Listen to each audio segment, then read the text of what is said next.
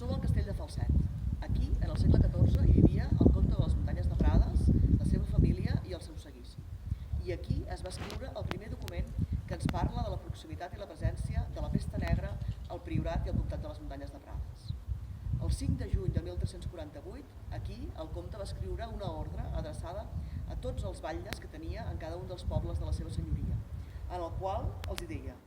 volem i expressament us manem que a les nostres muntanyes de Prades no acolliu cap persona que hi arribi malalta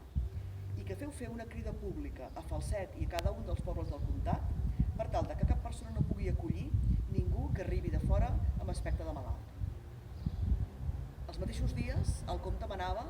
que es prohibís, que es perseguís aquell que pogués molestar a la comunitat jueva que vivia aquí a Falset o en qualsevol altre dels pobles del comtat,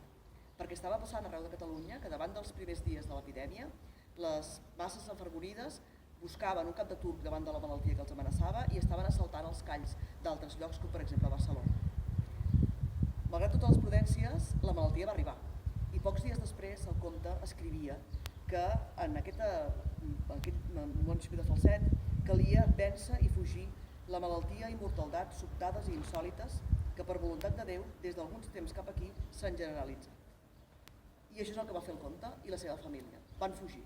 Van marxar de Falset cap al que ells consideraven un lloc sa, que era la Cartoixa d'Escaladell, en el qual van passar la resta de l'epidèmia. Van fer el que moltes altres elits socials i econòmiques han fet al llarg de la història, que és marxar dels nuclis on hi havia epidèmia i anar a refugiar-se en espais més sats i més lliures. Aquesta història i moltes altres relacionades amb les epidèmies dels segles XIV i XVI en el camp i en el Priorat les trobareu recollides en aquest llibre, que es diu precisament Resistir epidèmies al camp i al Priorat, que edita Carrutxa i que ja podeu trobar a les llibreries.